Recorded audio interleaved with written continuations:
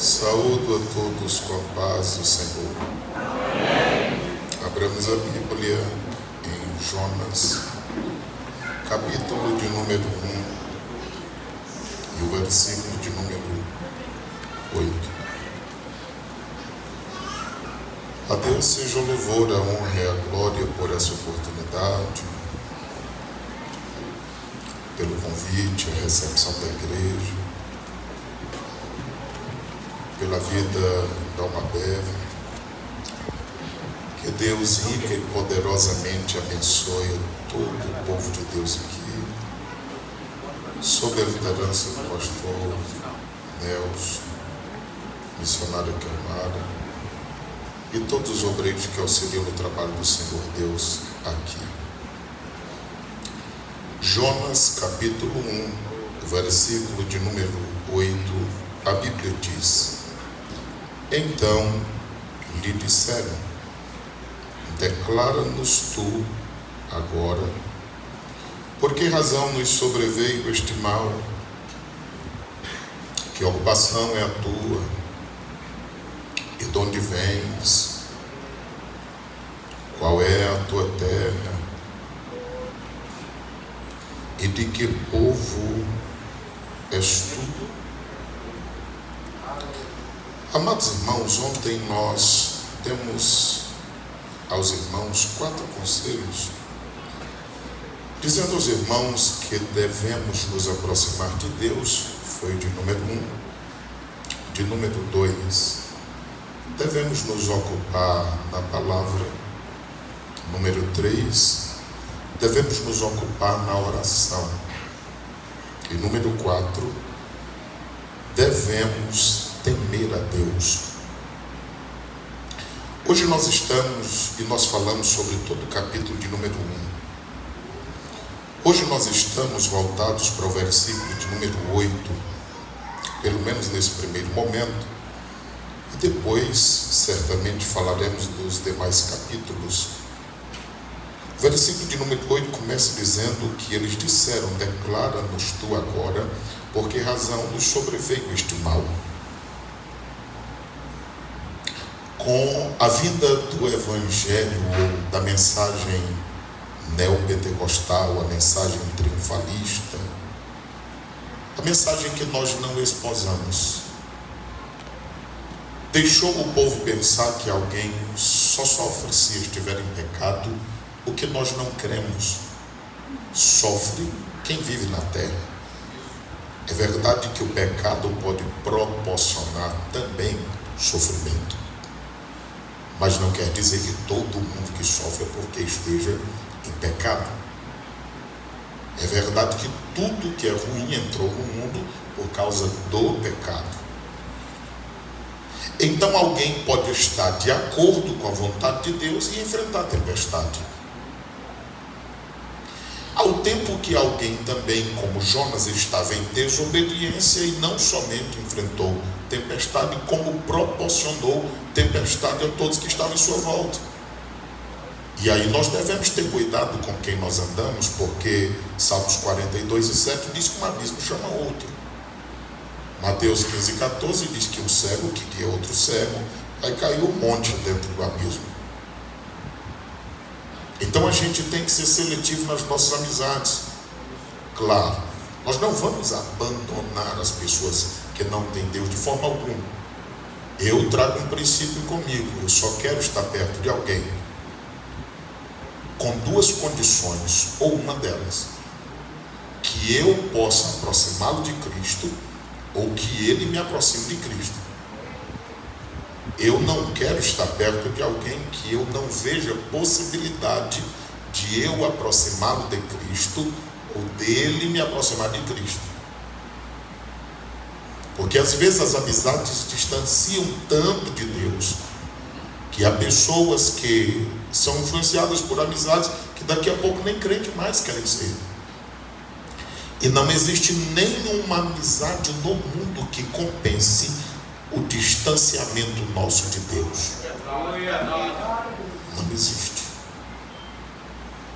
Então aqui está dizendo: por que nos sobreveio este mal?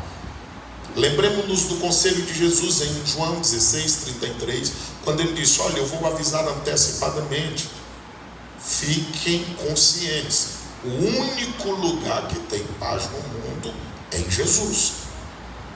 Quem está em Jesus tem paz, fora dele não tem paz. O próprio profeta Isaías, ele disse no capítulo de número 48 e 22, Isaías 57 e 21, e disse Deus: o ímpio não tem paz.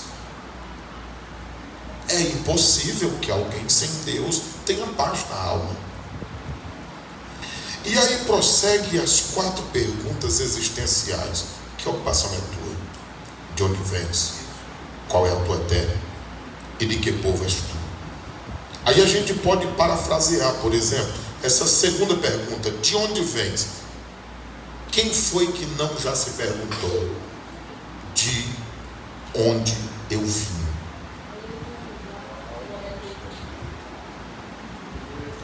A pergunta é simples. Toda a humanidade veio de Deus. O homem foi feito do pó da terra, não foi do barro, foi do pó da terra, é o que a Bíblia Sagrada diz. E o pó está falando dessa poeira que, por mais que esse tempo seja fechado, se alguns dias passar assim, quando você chegar aqui e riscar, você vai sentir que tem pó aqui. É disso que nós somos feitos. O ser humano é muito frágil. Não sei por que as pessoas pensam ser alguma coisa. Por causa de uma posição, de uma profissão, de um estudo. Só precisa uma gripe. O irmão acabou de dizer aqui, 90% do pulmão comprometido. Se não é Deus entrar na causa, acabou-se. O ser humano não é nada. O salmista diz: que é o homem para que te lembre dele? Como pode pensar no ser alguma coisa? Então toda a humanidade veio de Deus, porque depois de ter feito do pó da terra, soprou em suas narinas o fôlego da vida. E agora o ser humano é alma vivente. Olhando para essas perguntas, nós podemos perguntar, olhando para a última pergunta: e de que povo és tu? Ou seja, quem eu sou? Toda a humanidade é imagem e semelhança de Deus. O homossexual é imagem e semelhança de Deus. A prostituta é imagem e semelhança de Deus. A lésbica é imagem e semelhança de Deus. O estuprador, imagem e semelhança de Deus. O pistoleiro, imagem e semelhança de Deus. Assim como eu e você somos. Chamam-nos de fundamentalista. Dizem nunca se ouvir falar tanto em ressignificação da Bíblia, em atualização da Bíblia, como esse tempo em que nós vivemos.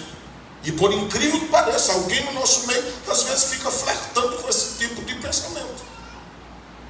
Será que não seria bom mesmo?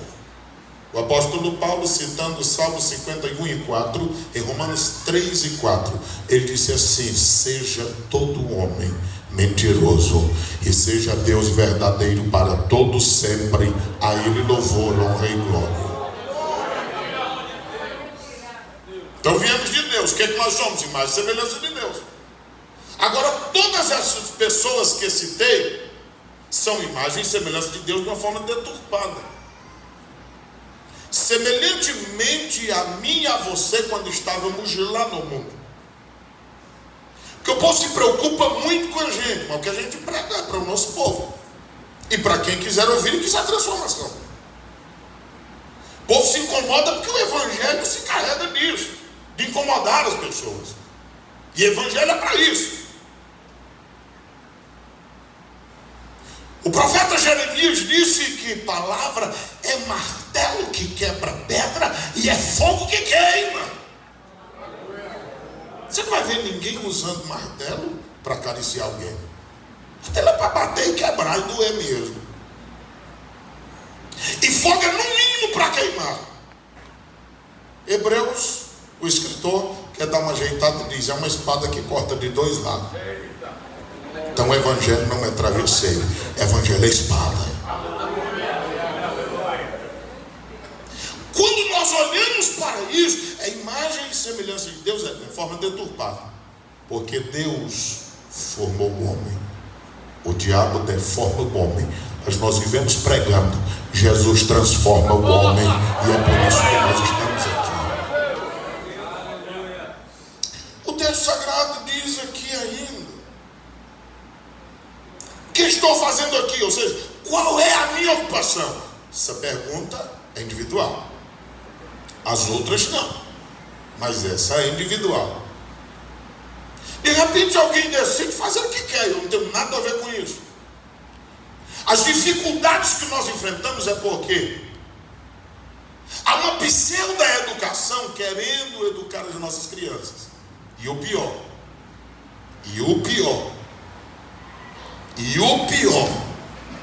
conduzi-las a uma vida de falta de temor a Deus, sem compromisso com a palavra, querendo levar as nossas crianças a uma sexualidade aguçada desde a sua tenra idade. Enfim, aí nós somos contra. É adulto, quer ir para o inferno? Faça o que quiser fazer. Nós só vamos continuar pregando a verdade para quem não quiser ir. Porque Provérbios 15:24 está dizendo: para quem é sábio, o caminho do céu é para cima, para se desviar do inferno que fica para baixo. Agora, impregnar nas crianças um ensino diabólico, aí não. Aí nós não aceitamos e somos contra e pregamos contra, sim. Então a decisão individual. Se alguém decide servir a Deus ou não. Isaías 43, versículo 7, versículo 21, diz que nós somos criados só para isso. E há pessoas doentes porque não adoram a Deus. Quando nós adoramos a Deus, há um estágio de bem-estar em nós. Quando a gente ouve hino que adora a Deus, a alegria do crente é diferente. A alegria do crente é quanto mais ele fica alegre, mais ele chora. Não é de alegria. Então, culto pentecostal tem que ter choro, tem que ter lágrima, tem que ter adoração a Deus, tem que ter língua estranha, tem que ter poder de Deus e tem que ter razão. Devemos saber a razão da nossa fé. Então, olhando para esse texto sagrado, o que é que nós estamos fazendo aqui? O que você decidiu? Qual é a sua ocupação? Aí finalmente ele diz assim: qual é a tua terra? Ou seja, para onde nós iremos depois daqui? Porque a morte é só uma vírgula na existência humana. E só tem dois caminhos, não existe um meio termo. Ou é céu, ou é inferno, ou é com Deus, ou é com o diabo. Tem outro. E a decisão só podemos tomar enquanto vida tivermos. A realidade do inferno é tão dura que ninguém quer perder alguém seu para o inferno. Mas nós queremos tirá-los do inferno com mentira. É impossível. Alguém vive 100 anos, não quer nada com Jesus, não quer nada com a palavra de Deus, não quer nada com nada. Está no hospital, entubado, não treme, nem geme, a gente não sabe de nada. Não, mas eu falei com ele, peguei na mão dele, e aí ele apertou minha mão. Como é que não aperta querendo viver? Quem é que sabe da consciência? Quem é que sabe se vê, se ouve ou não? E por que não decidiu enquanto vida tinha? Às vezes eu estou pensando que ninguém mais crê na realidade da eternidade. Porque eu fui criado num lar evangélico, eu nunca saí da igreja, e sempre, à madrugada, quando eu levantava e ia ao banheiro, a mamãe estava chorando. Porque a mamãe, quando ela bota o primeiro joelho no chão, o segundo pingo de lágrima já caiu, antecipadamente do joelho dela. Aí ela estava dizendo: meu Deus, cuida dos meus filhos, não deixe meus filhos desviar, usa os meus filhos. Hoje eu vejo mães com 4, 5, 6, 10 meninos na igreja, todos desviados, e ela sorrindo, entra e sai sorrindo do culto, como se nada tivesse acontecendo.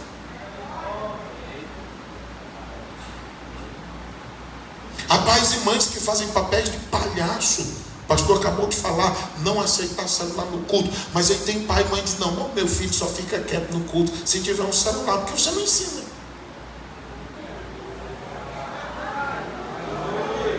Quantas pessoas não têm desenvolvido problemas por causa do excesso de telas?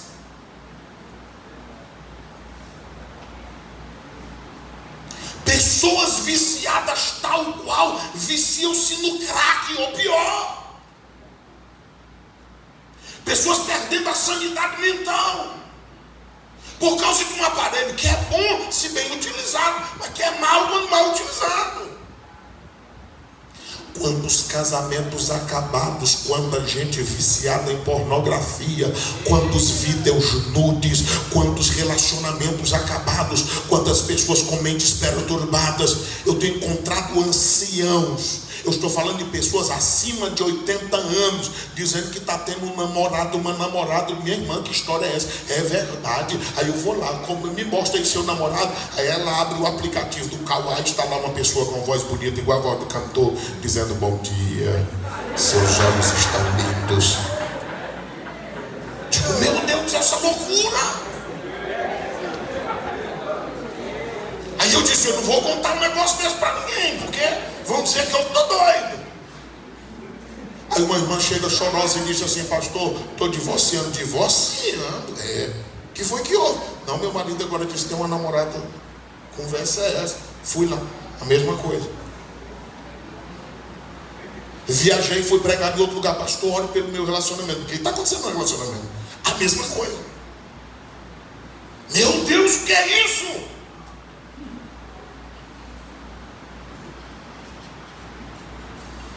Há um futuro. E as pessoas não estão se dando conta disso. Quando nós olhamos para isso na Bíblia, isso é muito sério. Então nós viemos de Deus. Gênesis 2:7. Nós somos imagem e semelhança de Deus. Gênesis 1:26, essa aqui. O que nós estamos fazendo aqui, a decisão é individual. Eu decidi adorar a Deus e glorificar o seu santo nome e fazer a sua vontade. Para onde nós iremos depois daqui, depende da decisão que conscientemente fizermos aqui.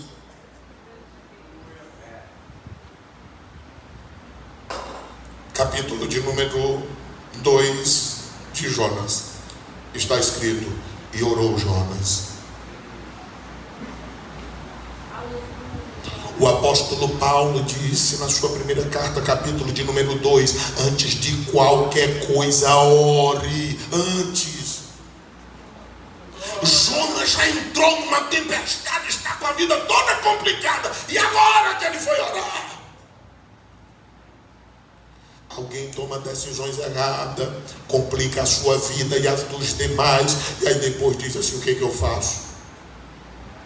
Onde é que Deus está? Por que Deus não me livra? Paulo faz uma lista de 4 tipos de orações. Aí ele diz, faça deprecações, faça orações, faça intercessões e faça oração de ação de graça. Deprecações, ore até por quem quer lhe ver morto. Orações, adoração, porque oração não é monólogo, não é só eu que falo, é um diálogo. Eu falo, mas Deus também fala comigo e nós conversamos na oração.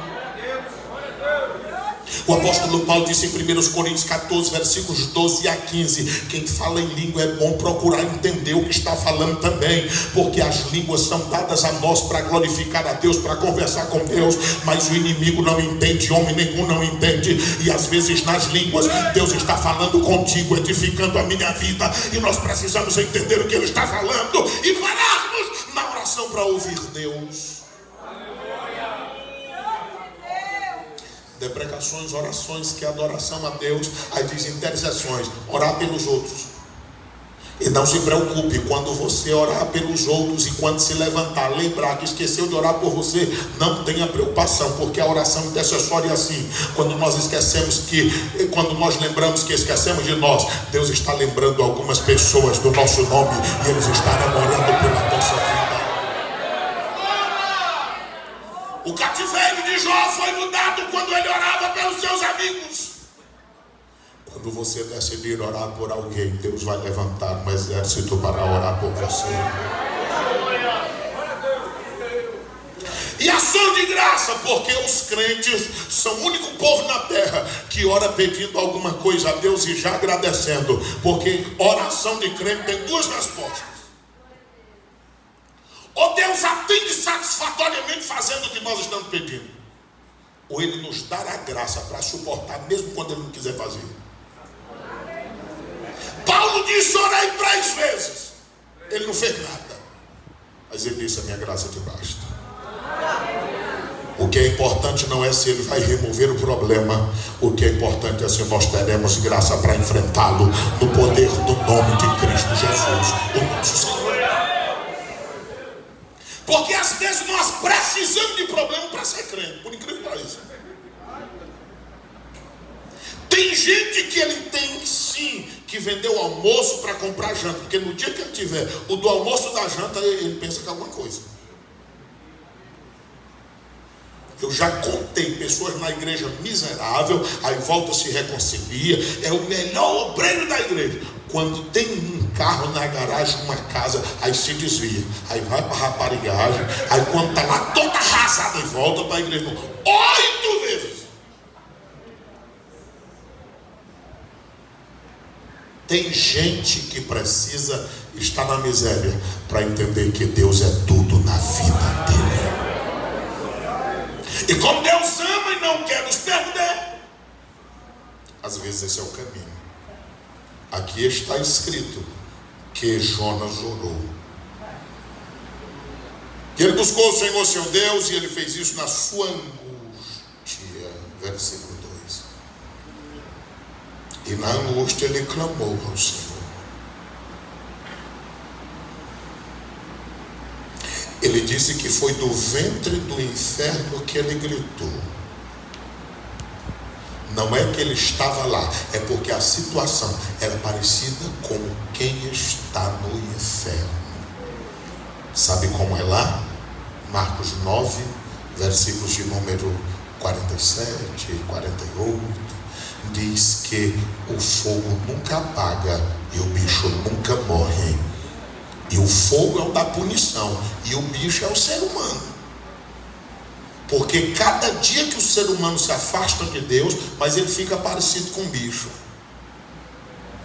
Que explica um avô estuprar uma neta? Que explica um pai levantar-se contra a filha e violentá-la? E a mãe dizer é normal, porque ela sofreu abuso também quando era criança. Então o ser humano fica parecido com um bicho a partir do momento que se afasta de Cristo. Mas quando nós nos aproximamos de Cristo, é natural que nós obtenhamos as características de Cristo. Deus sara as nossas vidas e nos abençoa. E se há alguém aqui que passou por esse tipo de processo, Jesus Cristo sara, Jesus Cristo cura e te dá graça para perdoar quem fez o mal, para que tu tenhas paz e o Espírito encontre o teu coração e a tua alma e tu possas dizer: a minha ocupação é agradar a Deus e trabalhar para o Senhor.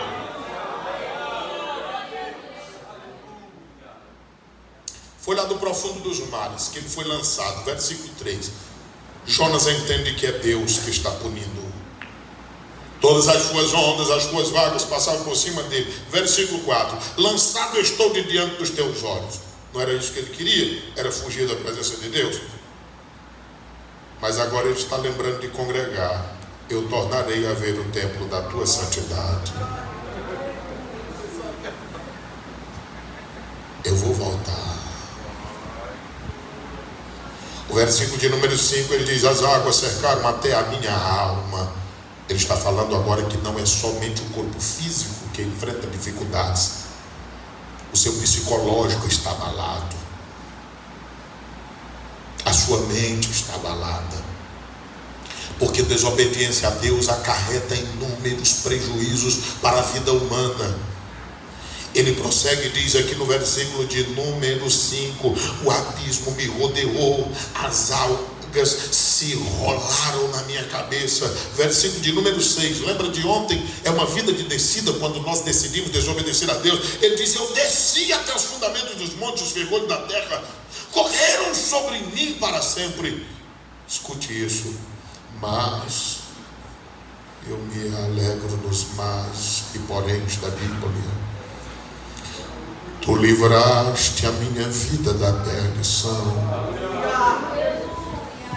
ó Senhor, meu Deus.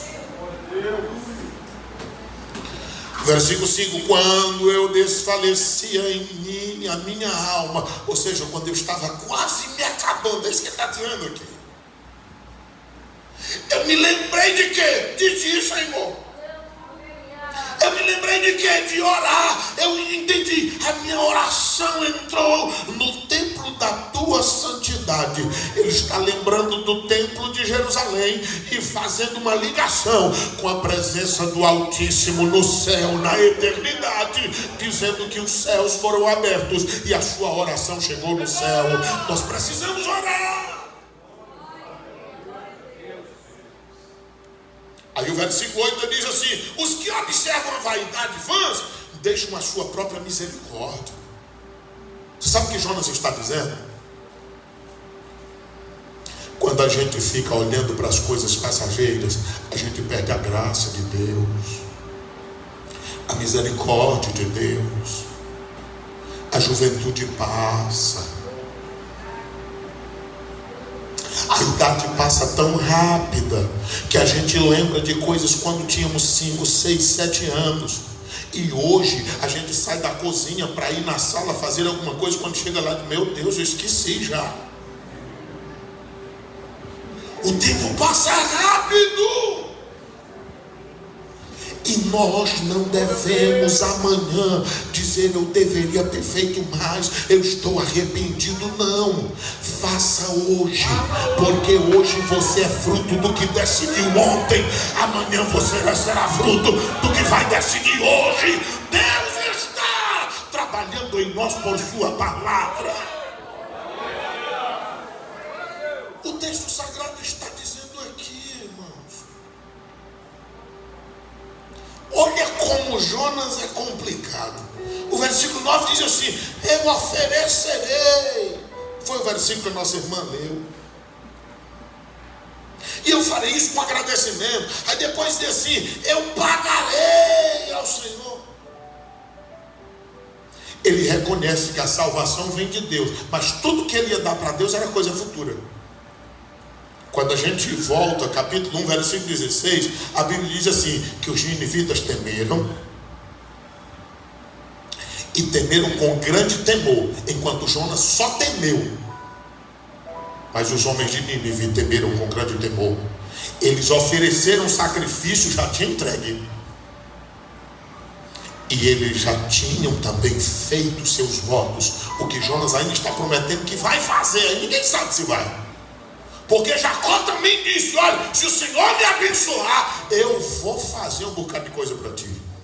Foi obrigado a vir uma complicação na vida de Jacó. Os filhos dele matarem toda uma população. 34 de Gênesis. Para que Deus chamasse a atenção dele e dissesse: Jacó, o que foi que tu me prometeu? Capítulo 35. Aí foi que ele disse: é mesmo, Senhor. Então eu vou começar pela minha casa. Deixa os deuses fora. Tira as roupas que não prestam. Tira os pendentes que não adoram a Deus. Uma transformação completa. Nós não vamos mudar na casa do Senhor, nós já vamos subir mudado, porque lá nós vamos encontrar com Ele. Porque Betel é casa de Deus, é casa de adoração. Já subiu mudado, já era tudo diferente. E o Senhor abençoou de tal forma E quem ouvia Jacó andar, a Bíblia diz que eles ouviam como se fosse um exército poderoso. Sabe o que me chama a atenção quando eu olho para esse texto? É porque está aqui em Jonas 2:10, o Senhor falou ao peixe, e o peixe foi vomitar Jonas na terra.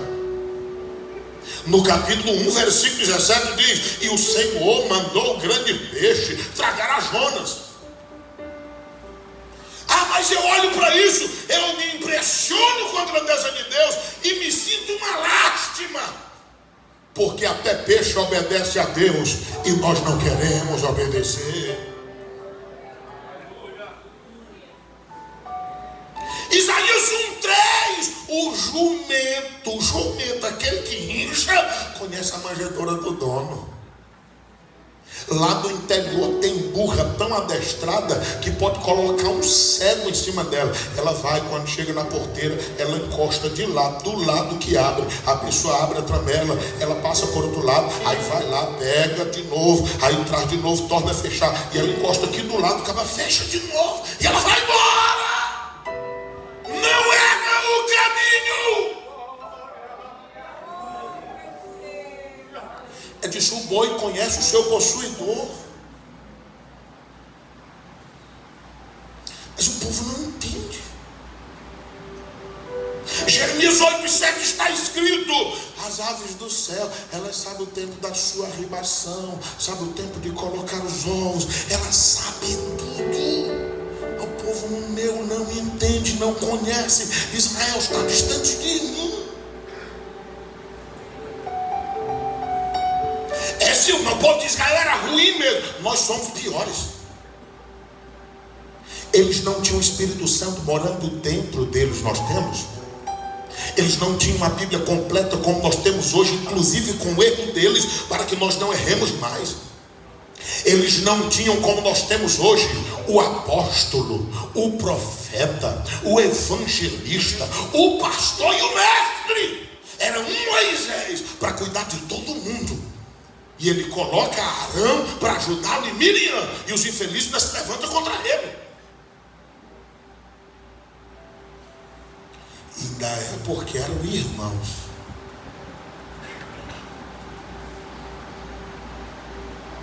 Ainda bem que tinha um Jetro na vida dele, que respeitosamente chega e diz: eu vou te dar um conselho. Se tu falar com Deus e achar que é bom, tu faz.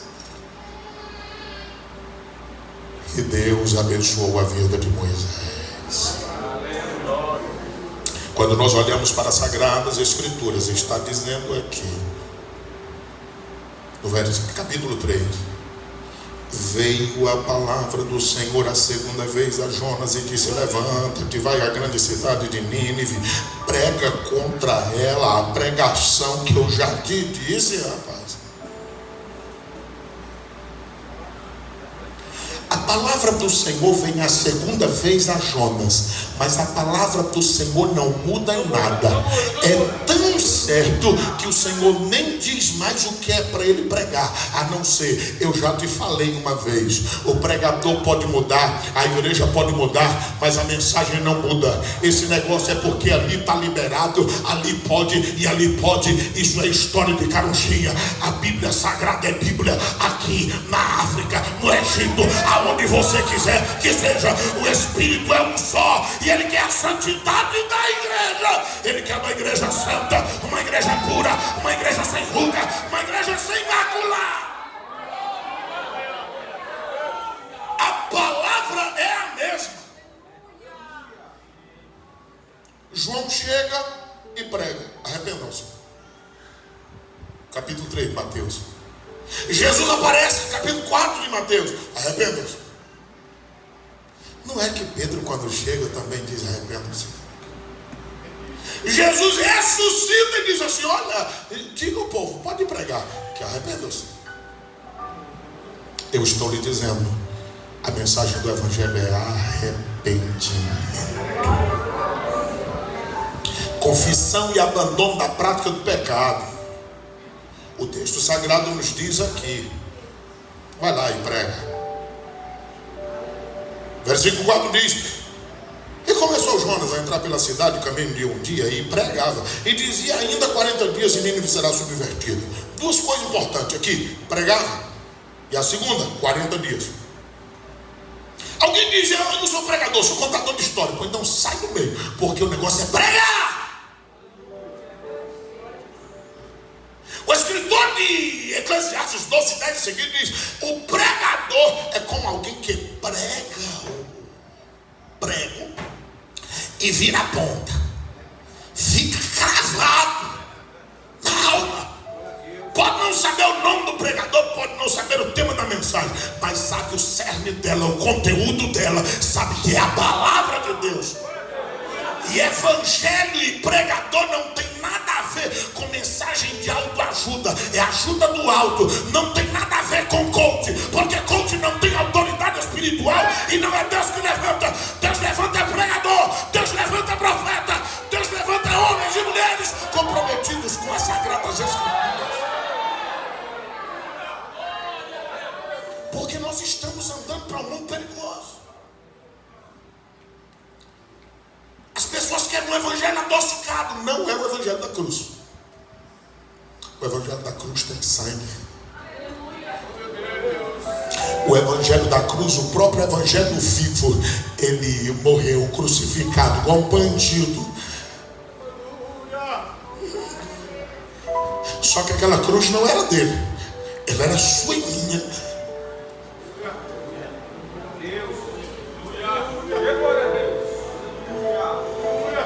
Não entendo como pode. Uma multidão de jovens todo dia me diz: pastor, não pode fazer uma tatuagem. O que é que tem uma tatuagem? E já tem líderes cristãos dizendo: não, só tem que ser decência em ordem. E aí vê como é que faz. Meu irmão, o apóstolo Paulo diz: não me peça para fazer tatuagem. Gálatas 6:17. Eu já tenho as marcas de Cristo na minha vida. Nós estamos precisando das marcas de Cristo em nós. Que aí é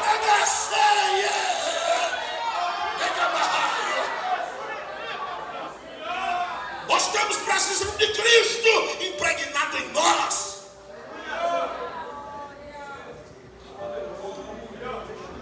Está aqui no livro do profeta.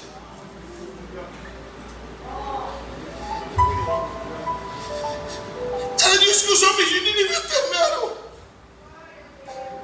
porque ele pregava e era 40 dias. 40 dias tem a ideia de limite. Golias por 40 dias clamava por um guerreiro. Moisés 40 dias, 40 noites no monte, tanto na primeira quanto na segunda vez. Aconteceu a mesma coisa com Jesus. Elias andou 40 dias, 40 noites com a comida celestial. Aqui está falando de 40 dias é disso. Os homens de Nínive creram. Aí as pessoas dizem assim: mas Deus é que sabe do meu coração. Pô, me mostra o teu coração. Não vejo. O que os homens veem é atitudes. Quando eles creram com o coração, proclamaram um jejum, vestido de pano de saco. Isso começou do pequeno até o grande, porque o evangelho para o grande é o mesmo evangelho para o pequeno. Eu não vou ficar pregando a mensagem entre os ricos e eu vou pregar para eles. Agora entre os jovens o evangelho é diferente. Não, o evangelho do jovem é o do adulto, o do novo é o do velho, porque o evangelho nos nivela. O evangelho nivela todo mundo nivelado pelo poder do evangelho.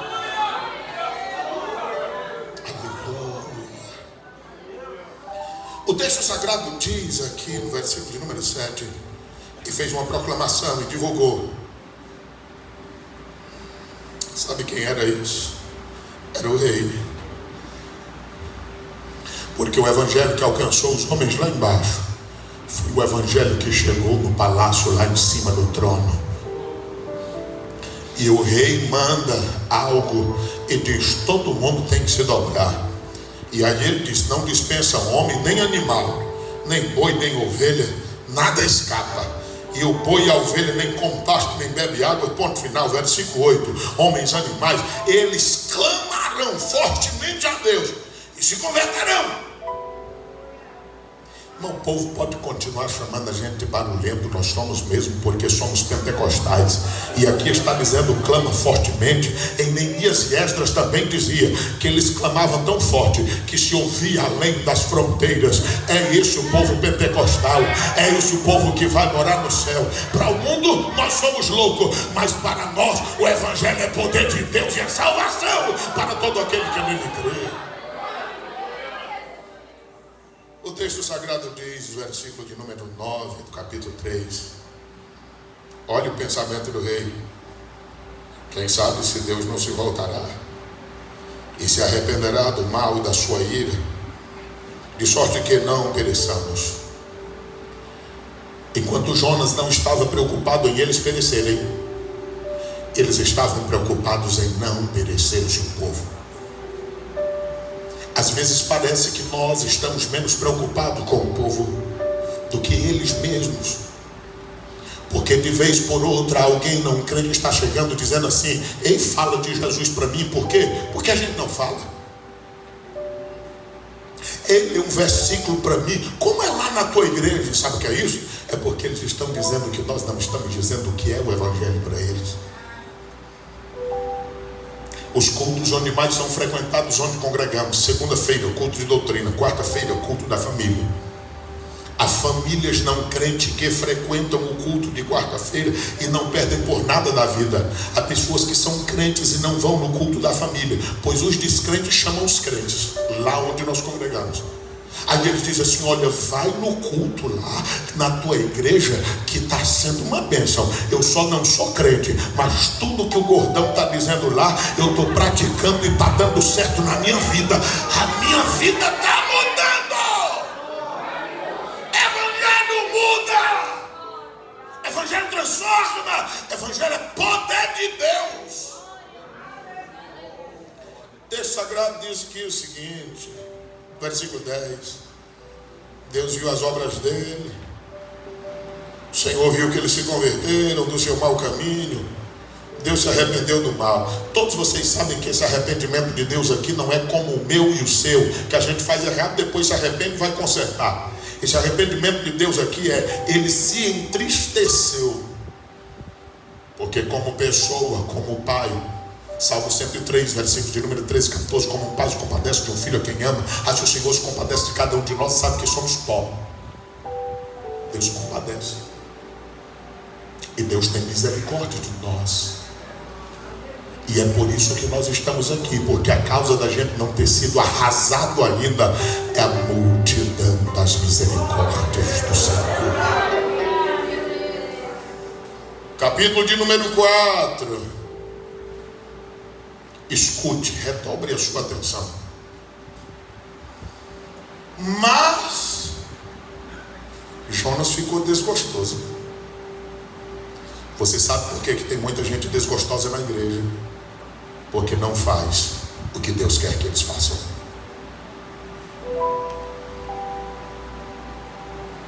A maior alegria que eu tenho é de servir a Deus. Eu não tenho dinheiro, eu não tenho casa, eu só tenho uma linda esposa, 2 lindos filhos e um quarto cheio de livros. Mas eu estou tão feliz em servir a Deus, que a igreja onde eu congrego, ela sabe. Eu já disse para minha esposa e meus filhos: se eu for preso por causa do evangelho, porque isso pode acontecer a qualquer hora, eu não vou retroceder. Se eu for preso qualquer hora por causa do evangelho, no tempo do Covid, a polícia foi lá e disse assim: olha, pastor, a gente conhece o trabalho de vocês, vocês são sérios, estão cumprindo as regras, mas tenha cuidado, porque estão lhe denunciando. E eu não vou dizer nada, é lá do púlpito da sua igreja. Eu disse: não tem problema, vou amar do mesmo jeito, vou pregar no mesmo evangelho, vou atender a todos do mesmo jeito, mas não retrocedo 1 milímetro. Que amarrasse ainda fogo. Eu sei quem me chamou, eu sei que Ele também está chamando alguém aqui. Eu sei que ao terminar essa festividade, alguém vai ficar dizendo: eu preciso me ocupar. Eu estou olhando para vocês, imaginando assim, uma juventude linda dessa, no mercado, ou numa esquina dessa, sei lá onde for, vocês se levantarem, porque adorar a Deus aqui é uma coisa. Eu estou dizendo adorar a Deus lá, onde as pessoas estão nas drogas, na prostituição, eles olharem e verem jovens lindas, homens de Deus, mulheres de Deus, aí o negócio é diferente. Vocês se levantarem para pregar o evangelho, vocês levantarem cheio da unção de Deus, a história aqui no Bela Vista será mudada, impactada pelo evangelho. Porque uma coisa de congresso, isso é fácil lotar a igreja em congresso, é fácil lotar conjunto em congresso. Eu quero ver lotar as ruas no evangelismo, eu quero ver marchar no evangelismo, eu quero ver gritar e as mulheres de Jericó caírem no evangelismo na rua. É na rua que a gente sabe quem é quem. É na rua que a gente sabe quem é quem. Porque ser crente aqui é uma coisa. Dia desses estava em casa, preguei no culto. Sabe o que é pregar uma mensagem pentecostal? Depois de 1 hora, o desejo da gente é deitar bem aqui. Eu saí e ouvi um comentário de 2 irmãs lá fora. Você sabia que tem uma criança na cidade que está botando o bicho pelo ouvido, o bicho pelo nariz, o bicho pela boca, vomita barata, vomita cascudo, sai besouro, mosca, tá um negócio terrível. Eu fui para casa e disse: Deus, era uma criança que frequenta um projeto social que a igreja tem. Nós fomos lá e disse: como é essa história? Aí trouxeram uns vidro com mosca, vidro com barata, vidro. Eu digo: rapaz, tá aqui a foto. Aí mostrou a foto na hora que o bicho estava saindo, o menino desesperado, já entrando em pânico. Eu disse: Deus manda em baleia, Deus manda em galo para converter apóstolo, Deus manda em tudo. Então Deus liberta essa criança e acaba com isso. Eu olhei para a mãe dela e disse: você não levou ele para esse ou aquele lugar? Ela estava com o cordão velho no pescoço, cordão no pescoço do menino. Eu disse: acaba com isso. Jeová é que é Deus, é Ele que é poderoso.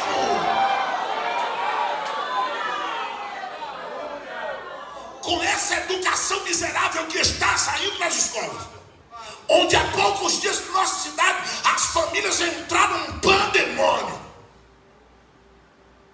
porque pediram às crianças que levassem um corte maluco. Raspa embaixo, deixa grande em cima, pinta de novo de um lado, embola do outro.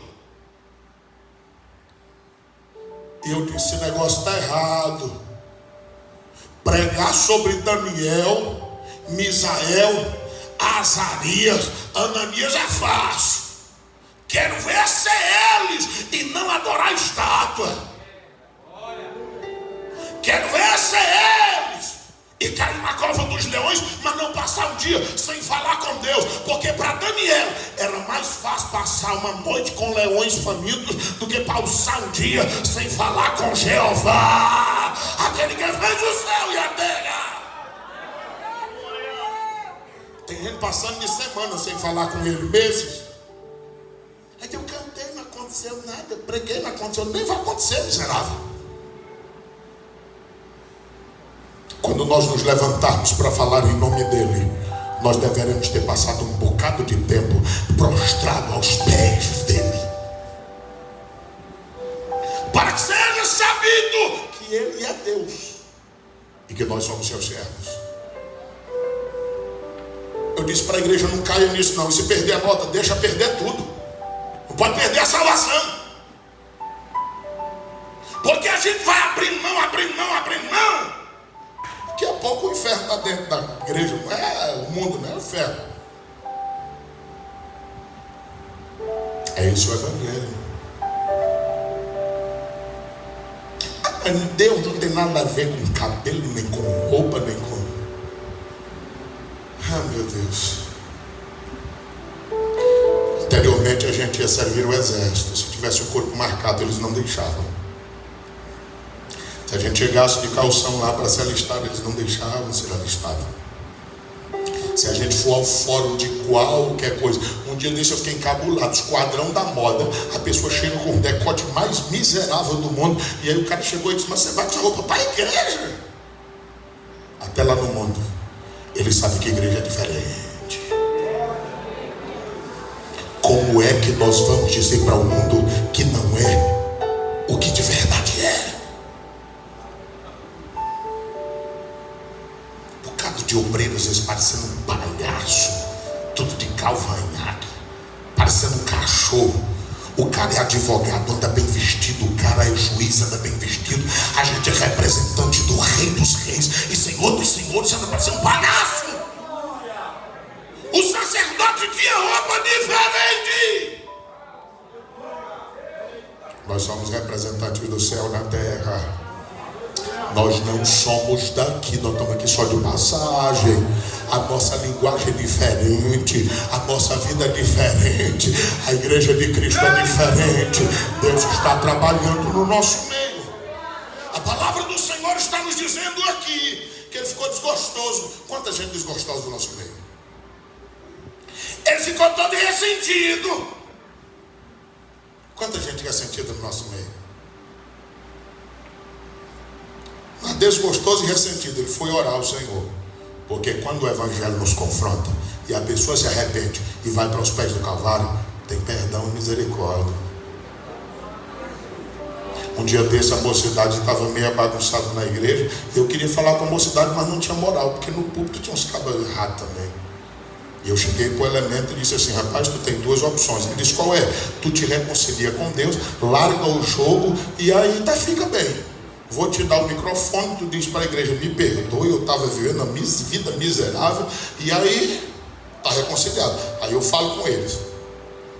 E a segunda, descer do púlpito. Ele disse: não deixo, tu não me tira, não tem um quem tira, ninguém me tira. Eu disse: tira. Ele disse: tira não, tira não, teimou comigo. Eu saí invocado dali. Eu cheguei em casa e disse: aí Deus, tira ou não tira? Como é esse negócio? Fui convidado, vim pregar aqui em Teresina, voltei, fui pregar na igreja. Preguei 1 dia, 2, 3, 15 dias. E eu disse: cadê o animal? Fui na casa dele, cheguei lá, eu disse: cadê o fulano? Aí disse assim: pastor, jogou tanto, não deu conta de pagar dívidas, pistoleiro andado na cidade, procurando como quem procura uma agulha, vamos matar. E ele caiu fora. Eu disse: então tira.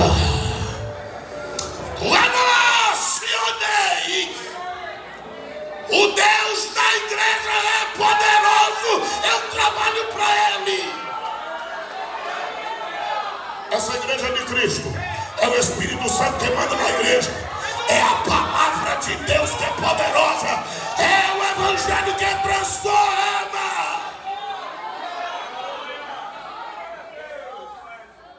Ele ficou assim, mas foi orar, né? Quando vai orar dá certo. Aí ele diz no versículo 2: eu sabia, Jonas, como todos os ressentidos da igreja, são sabichões, sabe de tudo, só não sabe que precisa aceitar Jesus. Porque Nicodemos era mestre da lei, sabia de um bocado de coisa. Quando Jesus falou do novo nascimento, ele disse: não sei dessa parte. Aí Jesus disse: é necessário. Porque se tu não nascer, 3 e 3, tu nem vê o reino. 3 e 5, se tu não nascer, tu nem entra. Reino de Deus é assim, tem que nascer de novo para ver. É coisa boa, é ver as coisas espirituais. Tem que nascer de novo para entrar, porque daqui a pouco nós vamos estar lá. E é só nascer de novo. A religião é igual às funerárias da vida. Banho morto, arruma e até pinta ele. Você chega assim, está morto ou está dormindo? Duvido que dê vida. É igual às religiões. Pode pintar a parede do que quiser, dizer o que quiser dizer, mas uma coisa é certa: só quem dá vida é Jesus Cristo de Nazaré. Porque ele disse: eu sou a ressurreição e a vida, e aquele que crê em mim pode até ter morrido, mas vai voltar a viver. E nós estamos aguardando o momento, porque se ele vier e nós estivermos vivos, seremos transformados. Se ele vier e nós já estivermos morridos, nós vamos ouvir a voz dele, nós subiremos ao encontro dele e nós nos encontraremos nas nuvens. Aí ele disse: eu sabia. Ele disse isso também lá no capítulo de número 2, versículo 12. Eu sei, Deus. Esse povo sempre sabe. Versículo de número 3. Olha o que um ressentido faz e desgostoso, porque sua oração não é suficiente se não tiver mudança. Versículo 3. Aí diz assim: Senhor, me mata. Eu prefiro morrer do que viver. Tá aí. Olha o tamanho da revolta desse camarada. Versículo de número 4. O Senhor diz assim: tu acha vantagem esse teu ressentimento ser razoável? Tu pensa que é bonito, Jonas? Versículo 5. Ele está tão revoltado que ele saiu. E ele saiu da cidade. Foi ficar solitário. E é isso aqui que eu confirmo que não havia dito ontem. Tem pessoas que se desgostam por causa da desobediência. Ficam ressentidos extremamente. Mesmo que orem, mas parece que Deus não os atende. Aí eles desejam a morte. Discute com Deus. Deixa Deus falando sozinho. E vão-se embora, achando que estão fazendo uma vantagem. Mas Deus é poderoso. 4 e 6. O Senhor fez nascer uma borboleta. É por isso que a gente ouve esse hino que o cantor cantou, e não tem como a gente não se acabar, porque é a nossa história. Eu não sei o que ele viu em mim, e não dá para entender porque ele nos amou. Porque a gente não é o que deveria ser, e mesmo assim ele está abraçando a gente. Ele é tão grande. A gente é falho e ele é fiel. O que nós deveríamos é estar tudo no cemitério. Mas ele prometeu um lugar tão lindo, tão lindo, tão lindo, tão lindo. Ah, nós temos uma promessa maravilhosa. Mas enquanto nós não chegamos lá, ele quer que nós desfrutemos do céu aqui na terra. E quando nós temos a presença de Cristo em nós, é o céu na terra. As pessoas falam de nós e nós estamos dizendo: estou no céu na terra. As pessoas nos perseguem e nós estamos dizendo: estou com o céu na terra. As pessoas estão nos criticando, nós estamos dizendo: eu quero é Deus, é Jesus, é o Espírito Santo, é a Bíblia, o negócio é o céu. Capítulo 4, versículo de número 6. Jonas se alegrou por causa de um pé de pau, rapaz, que nasce. Como é que a pessoa se alegra com uma planta? E tem uma cidade se acabando. Assim está o povo. O camarada pega o celular e tá doido.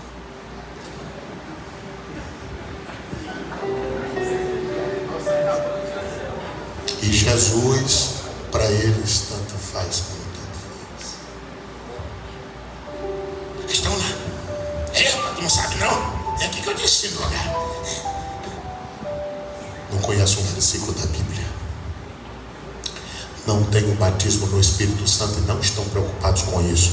Porque há algum tempo o porteiro estava na porta, a gente entrava e dizia: Pai do Senhor, já é batizado no Espírito Santo. A gente ficava com vergonha se não fosse. Alguém aceitava Jesus num dia, no outro dia, a primeira campanha de oração, ele estava lá: Senhor, me batiza. Podia cutucar e dizer assim: o que é batismo no Espírito Santo? Pai, não sei não, mas disseram que é bom, estou pedindo.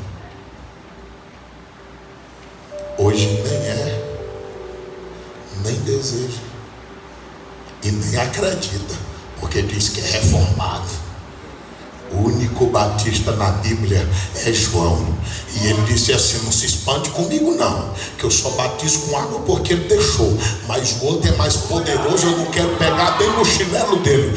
Ele vai batizar com o Espírito Santo e com fogo também. Não é fogo do inferno, é porque o fogo ilumina, o fogo aquece, o fogo queima, o fogo arde, o fogo espalha. São características do fogo que tem o Espírito Santo. Deus vai agir na nossa vida e vai nos aquecer, vai queimar o que não presta e vai purificar o que ficar, para que o nome dele seja glorificado. Vai iluminar a nossa vida e vai queimar no nosso peito, a ponto da gente só se conformar se estiver ocupado em fazer a obra dele. Aí ele ficou todo alegre. Como Deus manda em tudo, Deus mandou um bicho, comeu a planta.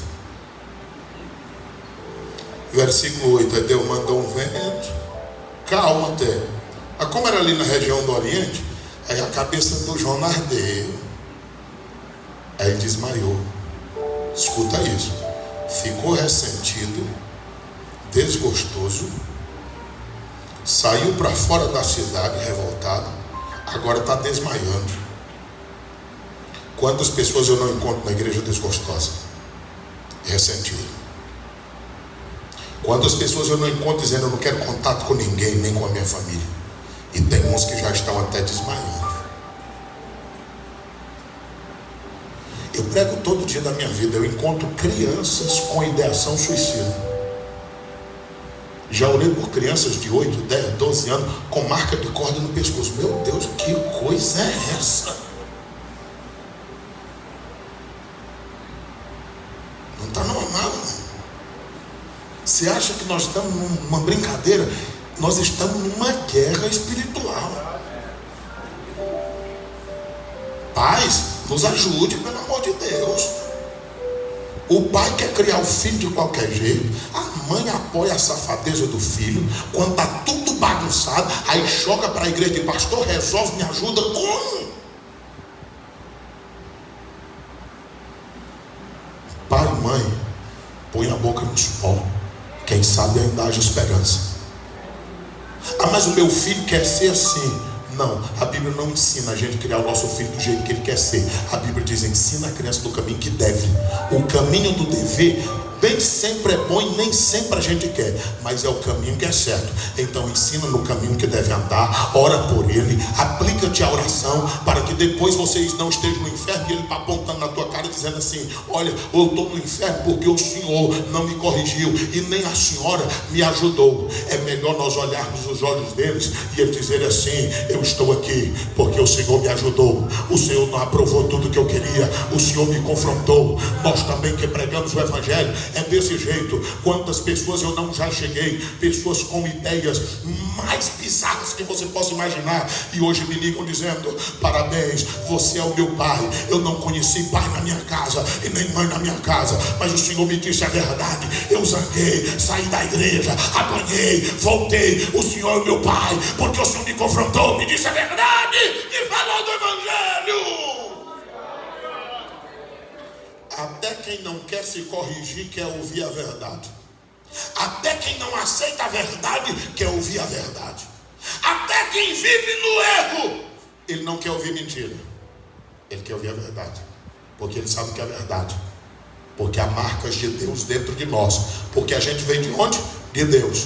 Então, como o sopro de vida veio dele, todo mundo sabe o que é certo e o que é errado. Pode ler a Bíblia, pode não ler a Bíblia, mas o adúltero, ele bota a cabeça no travesseiro e diz: meu Deus, estou traindo a minha mulher. A adúltera coloca a cabeça no travesseiro e diz: meu Deus, se a minha filha souber disso, meu filho souber disso. O filho prostituto enrolado do jeito que for, ele diz: meu Deus, se a mamãe descobrir, se o pastor souber. Não tenha medo do pastor, não tenha medo da mãe. Tema a Deus, obedeça a Deus, faça o que Deus quer que você faça. Tome uma decisão.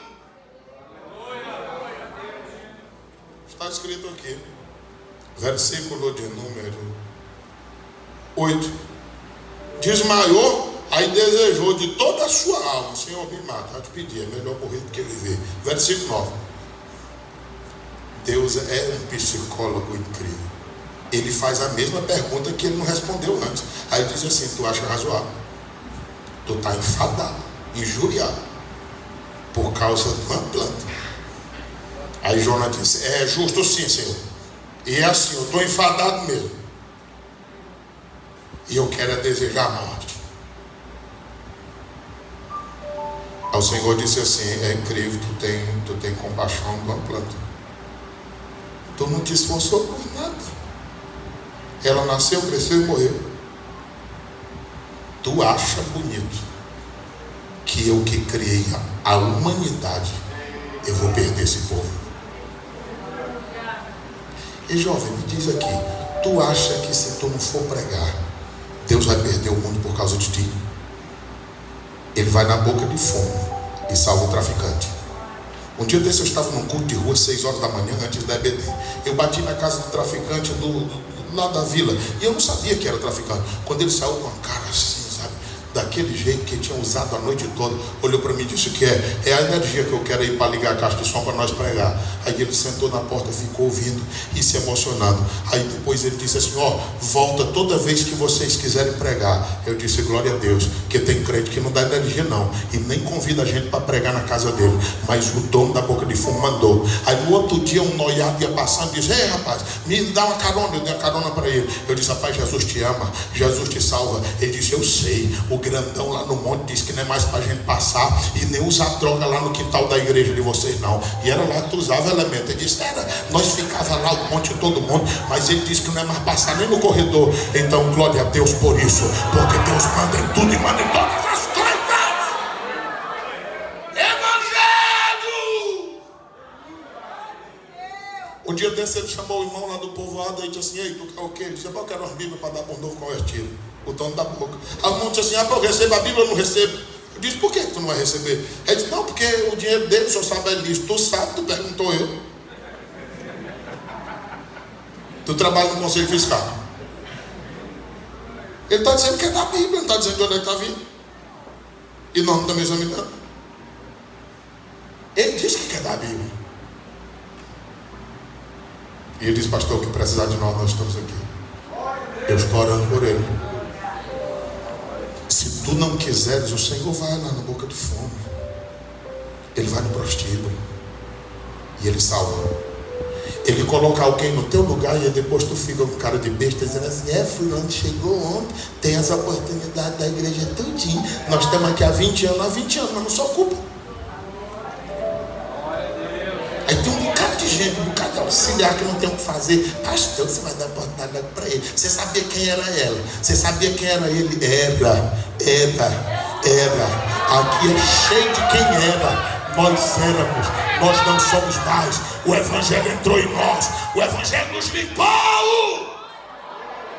A mensagem dessa noite, primeiro ponto: obedeça ao Senhor, não seja desobediente. Obedeça ao Senhor, não seja desobediente. Obedeça ao Senhor.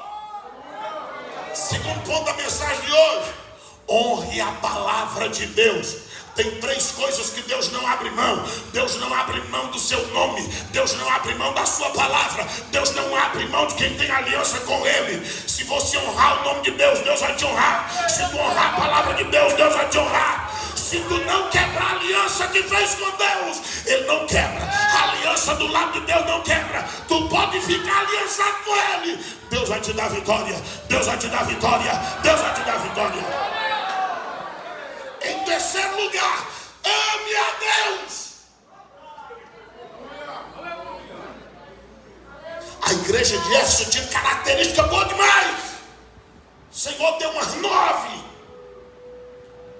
Só que ele disse assim: tu não me ama. Tu pode se acabar de trabalhar na igreja, se for para te aparecer, se for para mostrar teu nome, se for para brigar, se for para dizer que é o melhor, teu trabalho não vale nada. Teu serviço prestado pode ser bem pequenininho, mas tu está fazendo porque ama a Deus. 1 de João 5,3: o mandamento de Deus não pesa para quem faz com amor. Amanhã eu viajar quase 700 quilômetros, pregar na cruzada à noite, aí viajo quase o mesmo tanto de novo, aí volto para casa. Aí eu chego lá, o cigarro olha para mim e diz: pastor, o senhor não cansa não? O corpo físico. Mas eu faço por amor. Eu estou rouco, prego e não fico rouco.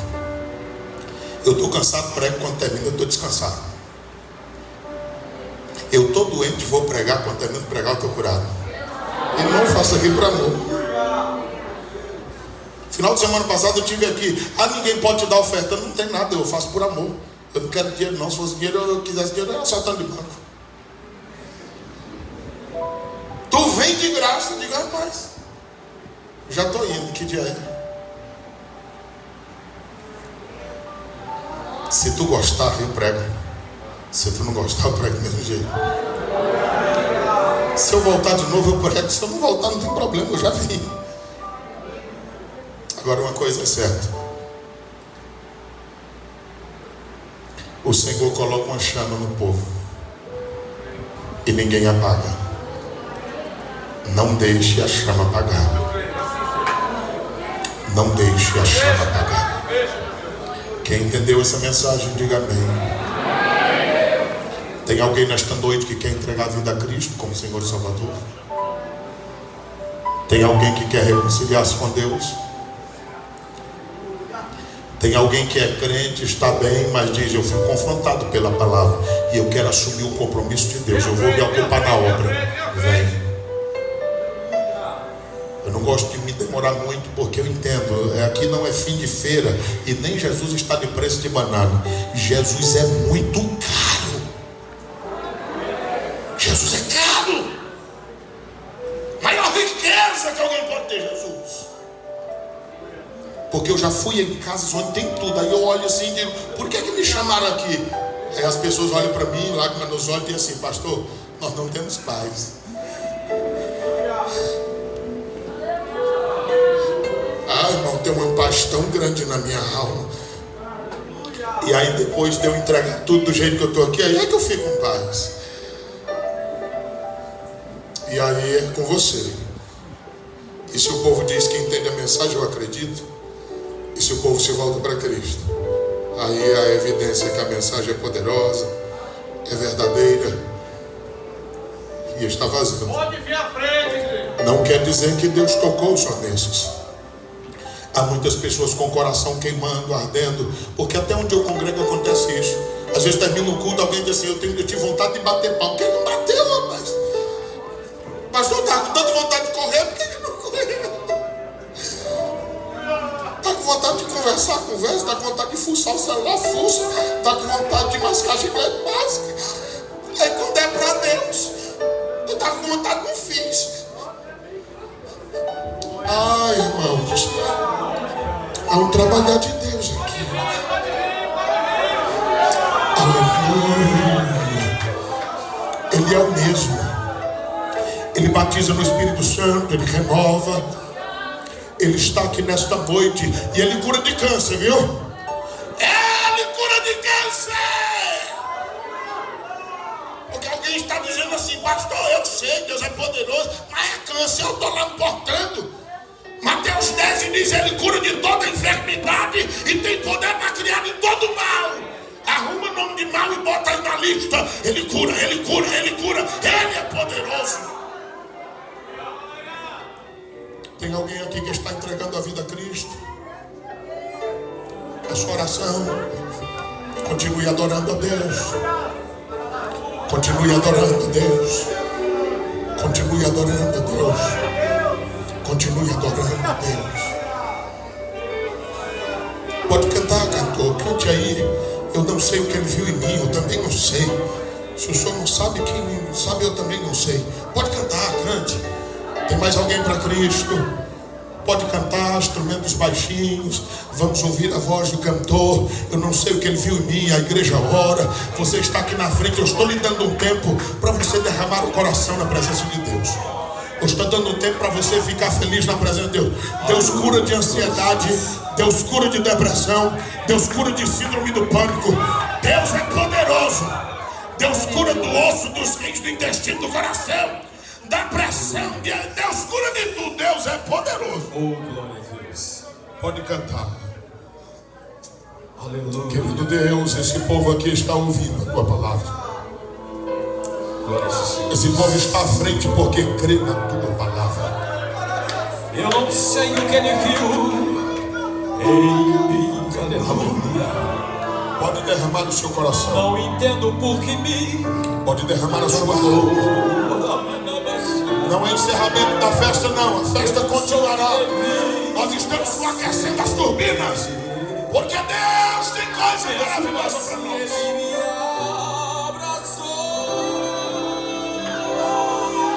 Sou pequeno, ele é tão grande. Todos nós nos sentimos assim. Eu sou falho e ele é. Aleluia. Aleluia.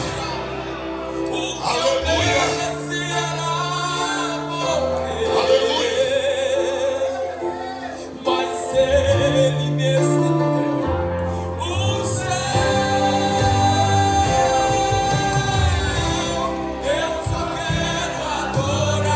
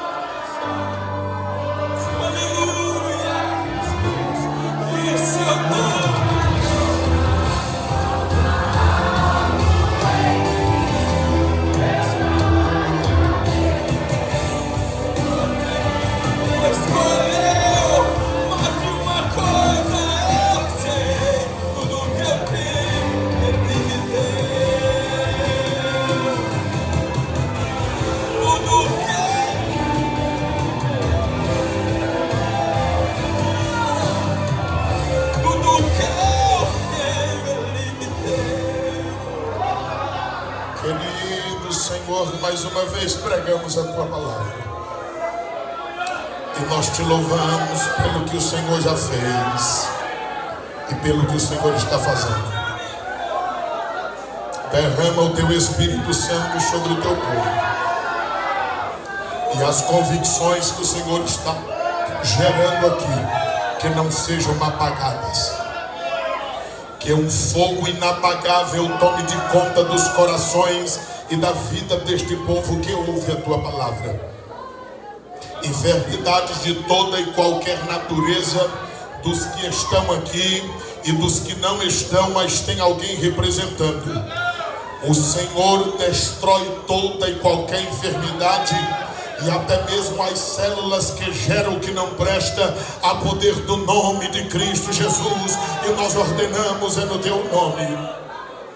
Aos que estão aqui desejosos do Espírito Santo, batiza no Espírito Santo, renova no Espírito Santo, inflama no Espírito Santo. Doença dos ossos, nervos, tendões, doenças nos músculos, nas veias, no coração, no intestino, na pressão.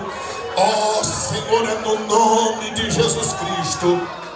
Hemorragias, doenças internas, seja na cabeça, do alto da cabeça à planta do pé, a poder do teu nome, e é no nome de Cristo Jesus que ordenamos toda enfermidade, síndromes, ansiedades e depressões, saia na autoridade do nome de Jesus, e a bênção do Senhor seja sobre o teu povo, para o teu louvor e para a tua glória. Amém.